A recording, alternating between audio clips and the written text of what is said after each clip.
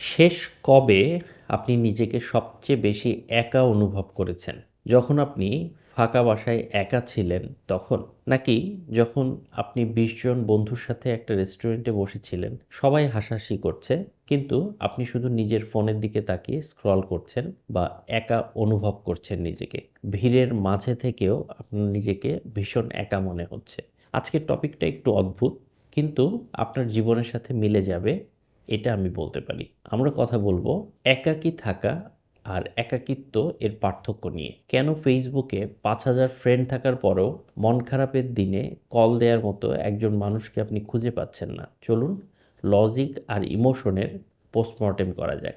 শুরুতেই একটা ভুল ধারণা ভাঙি। অ্যালোন বা একা থাকা আর লোনলি বা একাকিত্ব দুটি কিন্তু এক জিনিস না। আপনি শুক্রবার বিকেলে এক মগ কফি নিয়ে বারান্দায় বসে বৃষ্টি দেখছেন, আশেপাশে কেউ নেই, এটা হলো একা থাকা।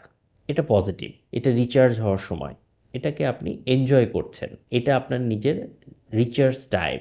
আবার অন্যদিকে ধরুন আপনি একটি বিয়ে বাড়িতে গেছেন, চারপাশে কাচ্চির গন্ধ, ডিজে গান বাজছে, সবাই সেলফি তুলছে, আপনিও হাসছেন, কিন্তু ভিতরে ভিতরে কেমন যেন মনে হচ্ছে যে আমি এখানে কেন, কেউ কি আসলে আমাকে চেনে? এই ফিলিংসটা হলো লোনলিনেস বা একাকিত্ব। অর্থাৎ একা থাকা হলো একটা অবস্থা আর একাকিত্ব হলো একটা অনুভূতি। এখন প্রশ্ন হলো, এত মানুষের ভিড়ে, এত সোশ্যাল মিডিয়ার যুগে আমরা কেন একা বোধ করি? কারণগুলো শুনলে আপনার নিজের জীবনের সাথে হয়তো কোনো মিল পেতেও পারেন। আমরা অফিসে বা আড্ডায় খেয়াল করি, সবাই একটা করে অদৃশ্য মুখোশ পরে থাকি।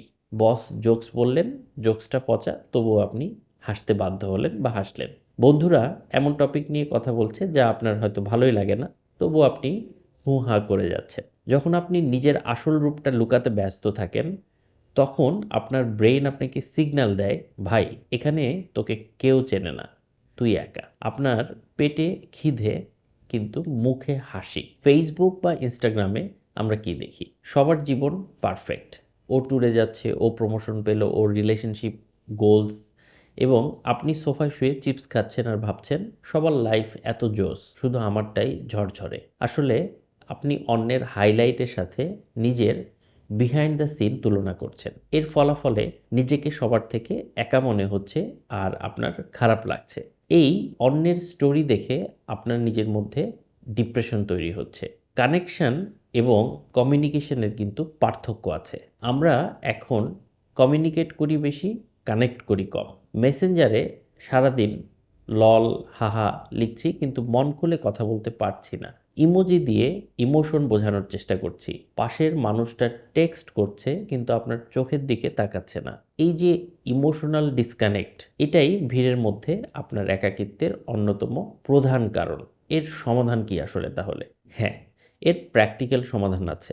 আপনার ১০টা বন্ধু থাকার প্রয়োজন নেই যাদের সাথে আপনি শুধু টাইম স্পেন্ড করবেন। আপনার ১-২ জন ভালো বন্ধু থাকার প্রয়োজন যাদের সাথে বসে আপনি জাজমেন্টের ভয় ছাড়া অনেকক্ষণ কথা বলতে পারবেন। যে আপনার সাইলেন্স বা নীরবতাকেও বুঝবে।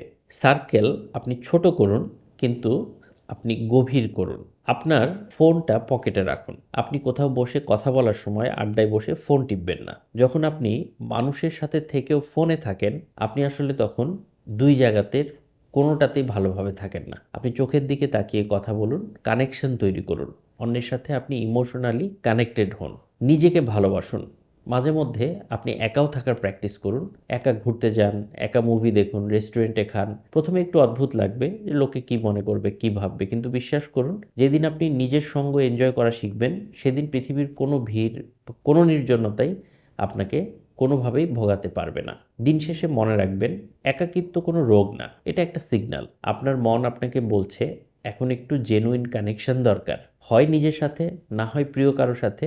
ভিডিওটি যদি আপনার মনের কথা বলে থাকে তবে শেয়ার করুন।